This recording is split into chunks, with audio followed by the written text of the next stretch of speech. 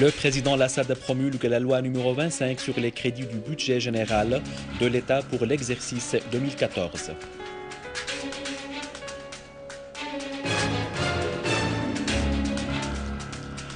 Le ministère des Affaires étrangères, la détermination des États-Unis à s'entretenir avec le Front islamique terroriste confirme leur échec.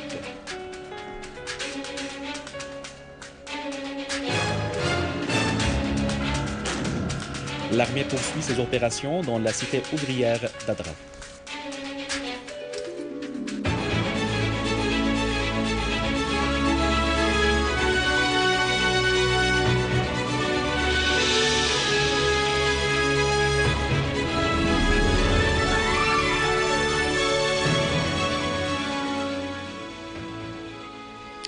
Mesdames et messieurs, bon après-midi et bienvenue à notre journal.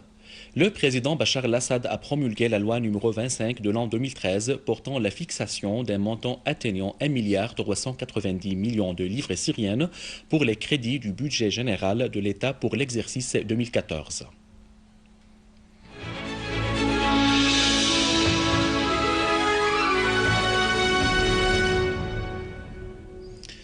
Un porte-parole au ministère des Affaires étrangères et des expatriés s'est dit étonné des déclarations du secrétaire d'État américain et de la porte-parole du département d'État américain sur la détermination des États-Unis à mener des pourparlers avec le réseau terroriste Front islamique sur les aides américaines non létales et sur la participation de ce réseau à Genève 2. Le porte-parole a assuré que cette position condamnée confirme l'échec des États-Unis dans la formation d'une délégation représentant tous les courants de l'opposition pour prendre part à Genève 2. Le porte-parole a affirmé que la Syrie, qui avait confirmé sa disposition à prendre part à la conférence de Genève et à la faire réussir pour que les Syriens puissent dialoguer et se mettre d'accord sur l'avenir de leur pays, ne voit aucune justification juridique ou morale pour la participation des réseaux impliqués dans l'effusion de sang du peuple syrien à Genève.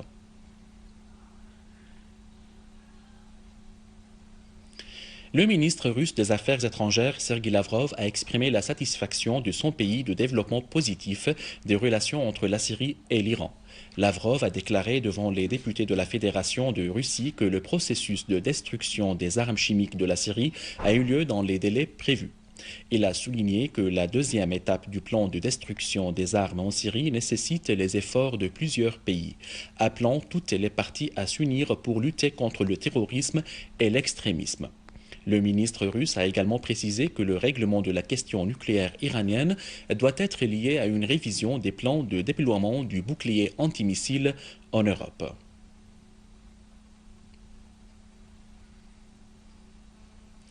La Russie a envoyé via un avion appartenant au ministère russe d'urgence 40 tonnes d'assistance humanitaire aux Syriens déplacés qui se trouvent actuellement au Liban et qui ont été obligés de quitter la Syrie en raison du terrorisme des groupes armés. Cet avion, qui est arrivé aujourd'hui à l'aéroport de Beyrouth, comprend des tentes, des couvertures, du sucre et des conserves. À noter que le ministère russe d'urgence avait déjà envoyé ce mois à l'attaquer 2 avions chargés de 44 tonnes d'aide humanitaire. En outre, le ministère russe des Affaires étrangères a assuré que Moscou continue à octroyer des aides humanitaires aux Syriens sinistrés dans leur pays.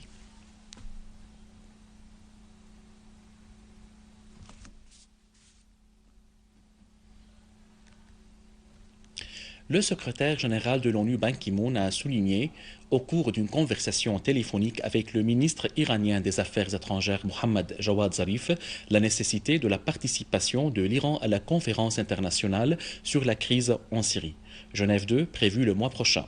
Zarif a déclaré que le secrétaire général de l'organisation avait insisté sur la présence de l'Iran à la conférence Genève 2, assurant que cette présence est essentielle pour l'avenir de la Syrie.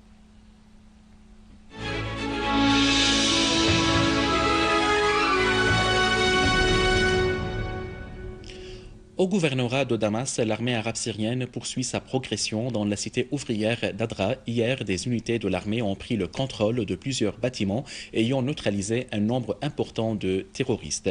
Des unités de l'armée arabe syrienne ont pris aujourd'hui le contrôle de plusieurs autres bâtiments à la périphérie de la ville d'Adra pour cerner les groupes terroristes qui s'étaient infiltrés dans la cité ouvrière. Les caméras de la télévision ont accompagné l'armée qui progresse dans cette cité avec une grande précision pour préserver la vie de centaines de civils détenus par des groupes armés et utilisés comme boucliers humains. Les unités de l'armée ont coupé les lignes de ravitaillement des éléments armés qui s'étaient infiltrés à l'intérieur de cette cité.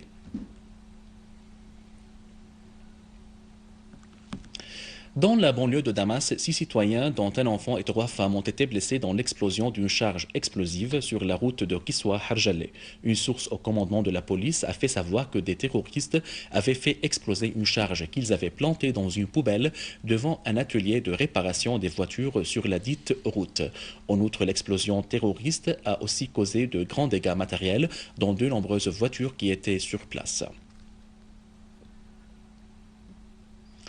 À Daraa, des unités de l'armée arabe syrienne ont visé des rassemblements des terroristes à Jumrok al-Qadim, à Karak, à la périphérie de la mosquée d'Al-Khalil et dans le quartier d'Al-Abbasiyin à Daraa al-Balad, tuant nombre de terroristes et blessant d'autres. À Homs, des unités de l'armée arabe syrienne ont visé des repères des terroristes dans les 2 quartiers de Hamidiya et de Wa'ar, ainsi que dans la ville de Rastan, tuant nombre de terroristes et blessant d'autres. En outre, des unités de l'armée arabe syrienne ont détruit des repères des terroristes dans le village de Lubayda, Ajoub, Jarrah, dans la banlieue et de Homs.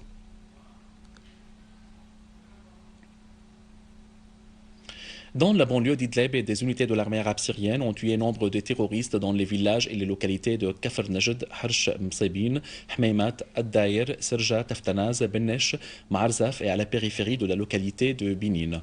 Le correspondant de la télévision a indiqué que l'armée arabe syrienne avait détruit à Taftanaz, Benesh à l'est de Serja et au sud de Tramla des véhicules dotés de mitrailleuses avec les terroristes à bord.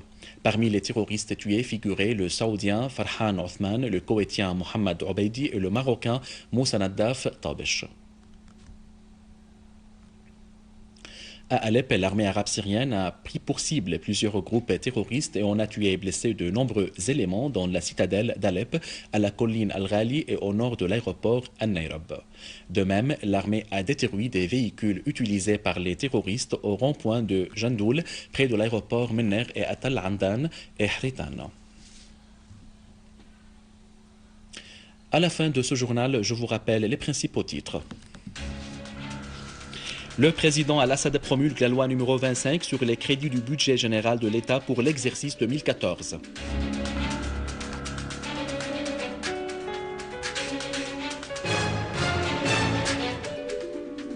Le ministère des Affaires étrangères, la détermination des États-Unis à s'entretenir avec le Front islamique terroriste confirme leur échec.